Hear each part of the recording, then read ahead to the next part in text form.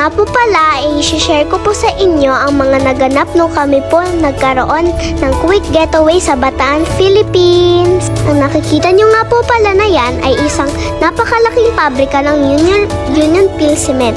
Ang Bataan nga po pala ay isang lalawigan sa Luzon kung saan matatagpuan ang mga pabrika at nuclear power plants. Napaka-interesting po, di ba? Nakikita niyo po ba yung magandang tanawin ng karagatan at kalangitan? Talaga nga namang po pinagpala tayo ng Panginoon. At isama na din po natin ang magandang tanawin ng kabundukan. Talaga naman po nakakawala ng stress at pagod.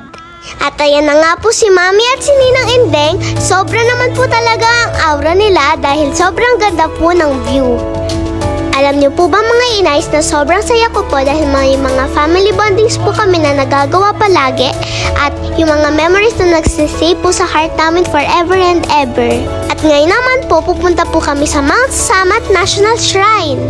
Alam niyo po ba mga inays that Mount Samat is a historical, cultural, and heritage tourism zone that commemorates Philippine heroism and relics of World War II that aims to introduce more developments in the Shrine of Valor and its locator site to make it an emerging world-class historical city and tourism destination in the country. At nakapasok na nga po kami sa Mount Samat National Shrine. Nagbayad po kami ng 50 pesos per head at yung mga kids po ay free. At bago nga po pala kami pumanik ay nakinig po kami sa short orientation ni ate. Pakinggan po natin siya. Under Department of National Defense. Meron po kayong turn flow na susundin ay 100 meters walking po. Maglalakad po kayo pataas ng 400 meters gamit ang kalsada.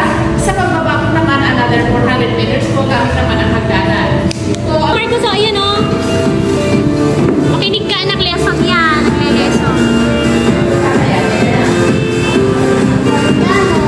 Makinig ka Marcos, Mount Samat, National Shrine. Galing o Marcos o. Discussion pa. pagkakali po ang traffic at ang facility. After na crossing ko naman kayo, bababa sa dahil sisa ako na nababusin. Ngunit sa may temporal close po ito for innovation po. Just in all, ang next sa spray aman ay 5 dinamit ito. At eto na nga po, samahan niyo po kami sa pag-akyat. Alam niyo po ba that the Memorial Cross is a towering structure at the highest point of Mount Samat, 555 meters or 1,821 feet above sea level. Ang taas po, di ba? The monument is made of steel and reinforced concrete with a leaf and viewing gallery at the cross's arms. A staircase also leads to the gallery in the wings. From the colonnade and the cross, there's a panoramic view of Bataan, Corregidor Island, and on a clear day, the city of Manila, situated about 50 kilometers or 31 miles across Manila Bay. At ito na nga po, tuloy-tuloy lang po sa paglalakad dahil po gustong-gusto na po namin makita ang Memorial Cross sa itaas po ng bundok. Dahil po dun po makikita ang pinakamagandang view ng Bataan.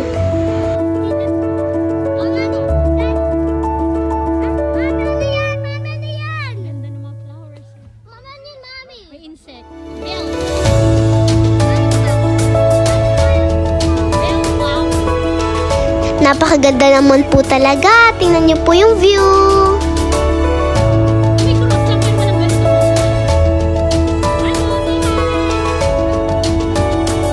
At ayan na nga po, kami po ay nauuna kasi po takot po ako sa heights. At sila po ay nakuhuli dahil po enjoy na enjoy po sila picturean ang view.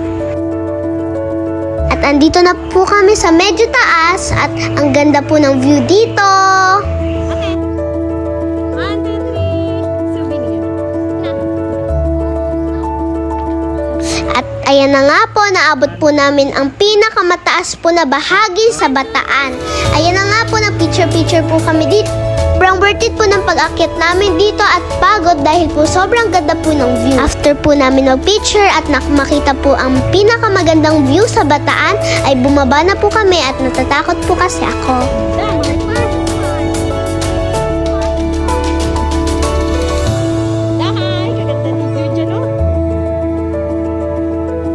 Gusto ko po mag-thank you kay Lord dahil po binigyan niya po ako ng ganitong memories kasamang aking mga family. Thank you po Lord for the gift of family. Dito family.